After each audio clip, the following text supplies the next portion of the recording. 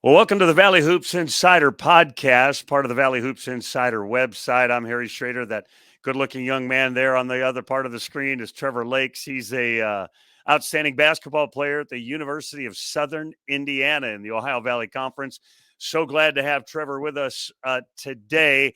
And I was setting this up, Trevor, and then lo and behold, they name you the Player of the Week and the Newcomer of the Week in the OVC. So I felt like I actually pushed you over the edge to get that award. So congratulations on Thank you. for Yeah, it. that's great timing. I appreciate it.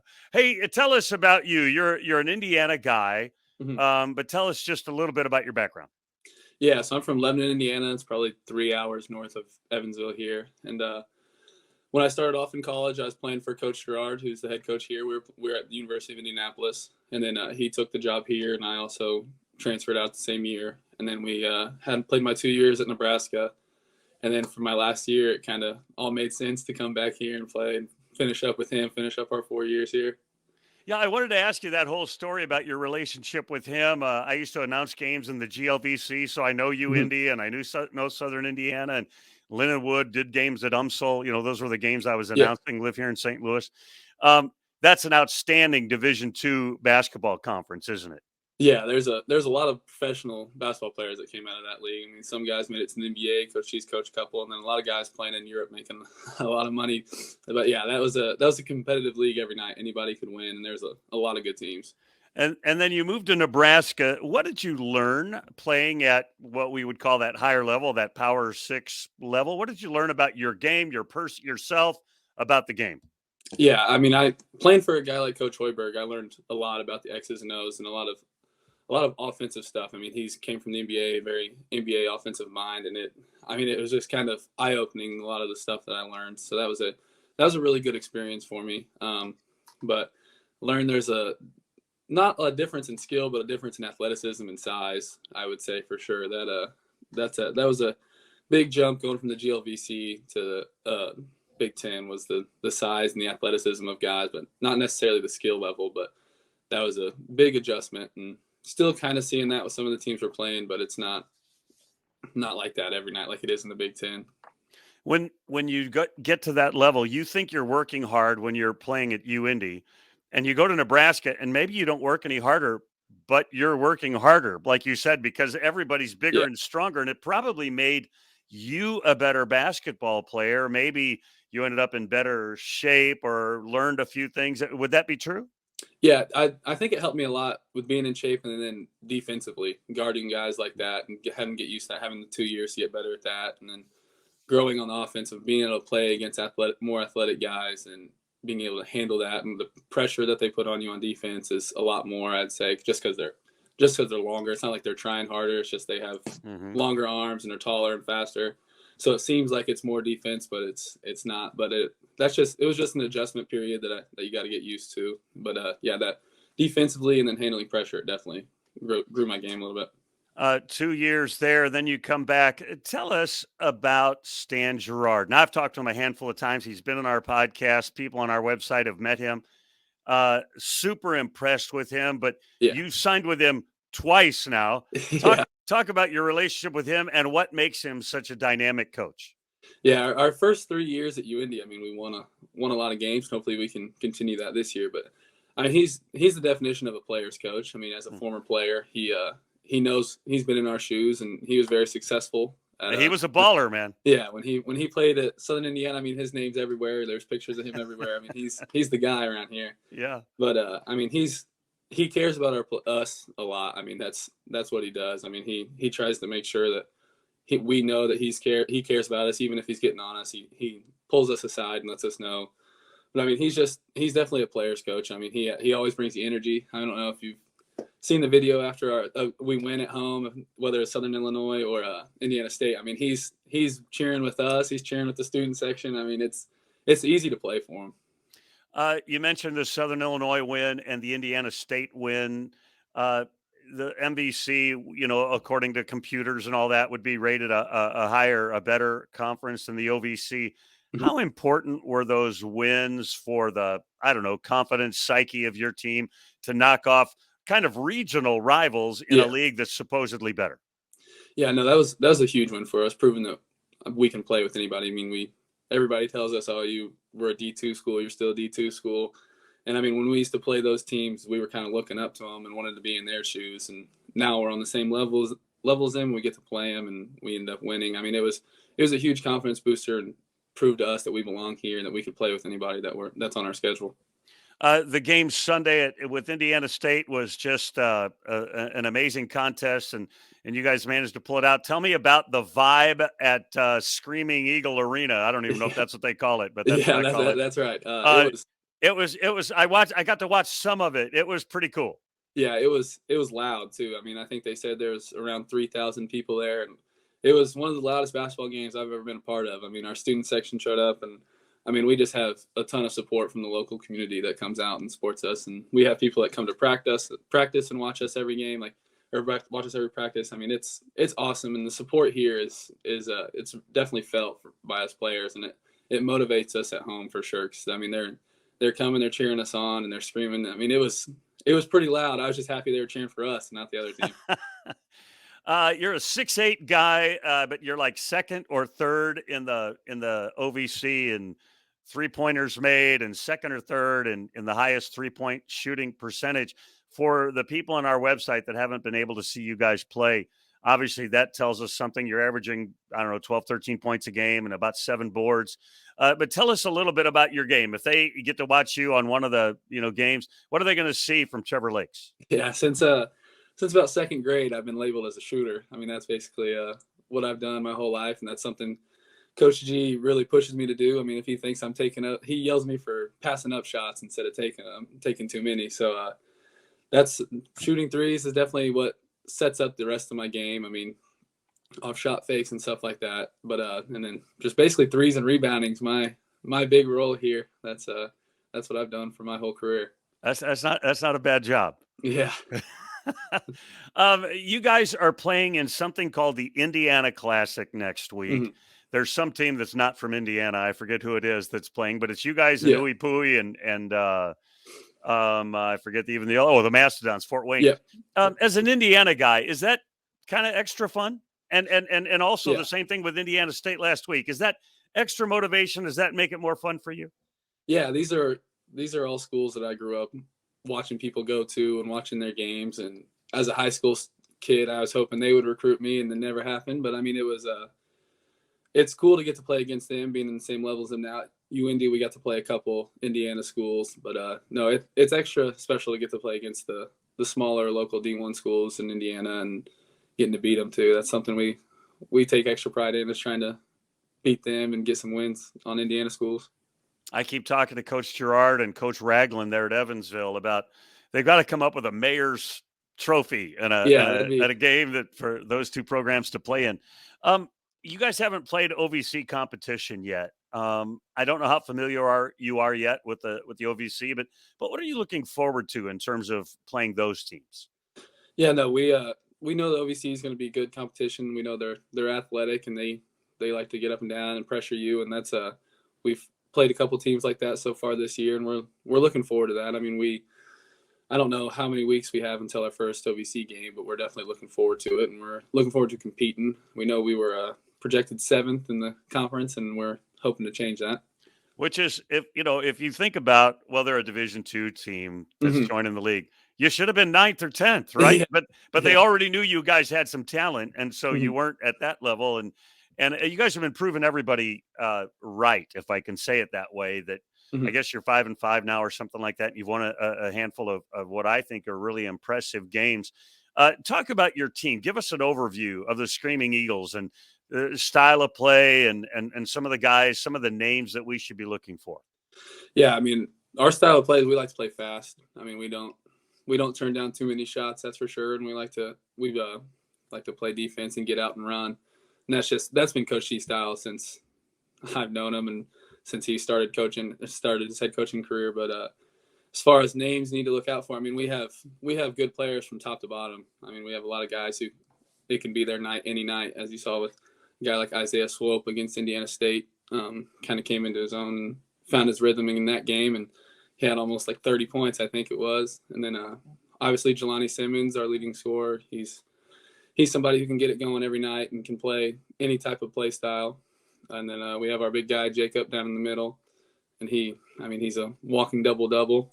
And Go ahead and say his name for us. Jacob Polakovich. Yeah, Yeah, Polakovich. Yeah, I've been practicing. Yeah, yeah, that's a name you got to practice once or twice before you say it. That's right. But yeah, and then we have a lot of guys like T-Hen, Jerry, Kieran coming off the bench. I mean, they're all huge impacts for us, and I mean, we just have guys who can go off any night for us, and that's something that makes us a tough matchup. You talked about a couple of guys there that I want to touch on. Jelani, I met at the OVC Media Day. Really impressed with him and his approach to who he wants to be on the floor, and really like him. Tell us more about Jelani Simmons. He's a great dude. I mean, he's really one of the funniest guys on the team. He's always making people laugh. But on the basketball court, he's definitely a competitor, and he's in the zone. But I mean, he's one of the most gifted athletes I think I've ever seen. I mean, some of the dunks he can pull off are crazy. But the thing is he's got the skills to match it too. I mean, he's shooting, I think it's in the 40s for three. I mean, he just had a game where he was 6 of 7, and then he can get downhill anytime he wants. I mean, he's tough guard. He's tough to guard. I'm happy I only have to guard him in practices and not when the cameras are on. Kieran Powell is a guy that they signed late, had been at Houston, and people were like, oh my gosh, he was a number of stars in high school, and then he signed with the Cougars, and I think people kind of expected him to show up and like dominate, and it hasn't been that way yet for him. But tell us a little bit about him. I think potential there is very high. Yeah, he's got a lot of potential. I mean, he's the best shot blocker I've ever played with, and I mean, I think he's averaging two a game, which is pretty crazy. But I mean, he's filling the role we need with him and Jacob being our two bigs who kind of rotate and share minutes. And he's found his way on the defensive end, and he's still growing and working every day. I mean, he started knocking down some mid-range jump shots and off of post-ups and face-ups. But I mean, he's just kind of finding his way, and he's got all types of potential and room to grow. I mean, he's going to be super good by the end of his career if he keeps at it. It really is different, isn't it? A lot of guys are outstanding in high school, and they can get by on a lot of things because they're maybe superior athletes or whatever. And then they take that step up, like to Division II or Division I or whatever it might be, and it's like, oh, wait a minute, this game is different now. Yeah, there's always an adjustment period, and it's usually the speed of the game that takes time for the newer guys to adjust to. And everybody has their own pace, and people adjust to it different speeds. But I mean, all of our freshmen are coming along, and younger guys are coming along. It's fun to watch your team grow and to watch Coach Gerard do his thing on the sideline. And like I said, we've talked a couple of times, and I think also Evansville, who is not. They're not winning many games over there, but people are very excited about Coach Ragland and the staff he's put together and where they're going to go. I do think Evansville is going to become kind of a hotbed for college basketball. Yeah, and there's no football around here, so basketball is the sport, and I mean it's proven. I mean, people that show up to games and love us and cheer us on, and I mean I've never felt support like this from like a local community. I mean it's pretty cool everywhere you go. Somebody says hi to you, and I mean, it's fun to play here. It's the support is definitely felt. How would you compare or contrast Stan Gerard today versus when you were with him before? How is he different or the same? And have things have any of the, I don't know, practice elements or any of that changed since you guys have moved up to a higher level? Yeah, I mean, he hasn't changed too much. Maybe mellowed out a little bit, but not too much. I mean, where our practices are still, he'd probably say 80, but us players would say 90% defense. And I mean, that's just been his play style. Defense and energy and rebounding are his keys to win about every game. So, I mean, that's stayed the same. And then his energy at practice, and if that's what you want to call it, and just making sure we're all working hard and staying on task is still there. And it's needed. I mean, it helps us and it motivates us for sure. When you look forward, obviously, like I said, we were talking about the OVC before. You haven't seen those teams much. You don't know how you're going to measure up. But what's the growth pattern for your team? What I mean is, what does your team have to do as it's continuing to grow through this season to be successful in the OVC?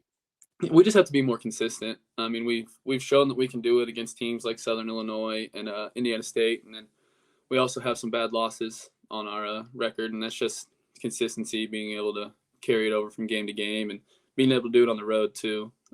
Is tough when there's not a lot of people there, and you got to bring your own energy. Is something, and that's something we're gonna have to do throughout the conference season and on our away schedule. But just consistency and competing on the defensive end, even if our shots aren't falling. I think that's something that we've let get to us in a couple of our losses, but we're working on that, and I feel like we're taking steps in the right direction with the past 2 wins we've had. You haven't played Linden one in a while, Mm-hmm. but you went to Nebraska and so forth. But that's a great facility that Yeah, the Lions play in too.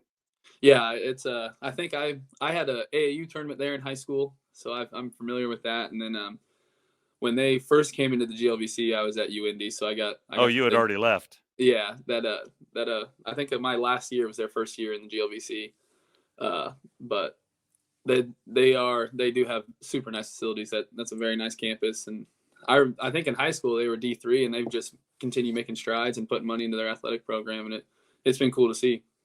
It's fun to watch those programs grow, like watching Mm-hmm. yours. Tell us about your personal future. You're studying what, and what happens after graduation? Yeah, I'm in the master's program for sports management, and hopefully I'd like to play professionally afterwards. That's something I've always dreamed of doing, and hopefully I can get a shot at that. But if it doesn't happen, I would like to stay in the coaching or stay with basketball and get into coaching. That's something I always wanted to do since becoming a college basketball player was being a college coach. There are tons of opportunities for the right Mm-hmm. player and the right mix, and foreign and domestic. I'll say it that way. Have you had nibbles yet? Like, have you even thought about? Boy, I'd like to aim at this or that in terms of professional. I have a few places, like just countries I'd like to play in, get the chance to live in, and kind of be a part of that. But I mean, I'm pretty easy. I'd be happy with just a job anywhere. Final thought: this may not be a big thing in Evansville, Southern Indiana. Um, basketball has changed so much with the instant transfer and with the name, image, and likeness stuff. Has the name, image, and likeness opportunities, have they opened up much there for Screaming Eagle players? Yeah, there's been a few guys who've gotten some deals. It's still new and fresh, and people are trying to figure it all out. But they're definitely making strides to make that happen more for Screaming Eagle players. So that'll be something that I think is more happening in the future. But it's starting now. The ball's kind of starting to roll with that for some of us guys. You said Jelani was very a funny teammate. And I always like to ask players, who's the funniest guy on your team? So maybe he is that guy. I don't know. But the other question I want to ask is, who is a player on your team that here on December, let's say I'm looking at my calendar, 13th, we're not thinking about, but as the season goes on, he's a guy that's going to make a few statements that people are going to go, oh, I didn't know he was that good. Yeah, I could think of a couple guys, but two that come to mind would probably be Jack Campion and Tyler Henry. I mean, Tyler's had a few games where he's gotten hot and put the ball in the hole quite a bit, but defensively, he's probably our best guy. And the same with Jack Campion, being able to play defense and the way he distributes the ball as a freshman. I mean, I feel like he's done a good job of adjusting to the pace and play and playing good defense and finding guys when they're open. He's been a welcomed asset as a freshman. And final question: You're an Indiana guy. You grew up in Indiana. You're a basketball guy. Who are your basketball heroes? The guys that you looked up to younger, and maybe now you look up to now. Yeah. So growing up, I was a Purdue Boilermaker fan, and my favorite player of all time was Robbie Hummel. I mean, I had his jersey. My mom used to take me to the games. I'd have the train helmet on and everything. He was my favorite player by a long shot. Outstanding. When you guys played Indiana State recently, Carvassier McCauley is a guy that played for his former Division II coach, transferred to a more power conference team, and then came back. I don't know if you guys have crisscrossed paths, but you see that kind of sense of long-term relationship, loyalty, etc. That's such a massively important thing in what can be a very competitive and maybe backstabbing kind of thing called college athletics. Yes, me and him did the exact same thing, the exact same years with our transferring to high major programs, and then back to our old coaches after 2 years. But I mean, it's it's great to develop a relationship like he has with his coach and I have with Coach G. I mean, it's a lot of the players' success is due to the fit with the coaches in that program, and I think that's something that players are looking for, and you see that with the transfer portal now. Everybody's just trying to move around and find the right fit. But I mean, that's something that helps players out a lot, and that's even up to professional leagues with teams and players not finding the right fit. But being able to have the relationship that me and Coach G have has been huge to my success. Appreciate your time today. We wanted to get to know you and highlight the Screaming Eagle program. Very excited about what's going on there and what's going on with you. We look forward to seeing how the season plays out and where you play professionally next year. Yeah, hope so. Thank you. I appreciate it. That's Trevor Lakes. He's with the Southern Indiana Eagles, and they are going to make some noise in the Ohio Valley Conference this season.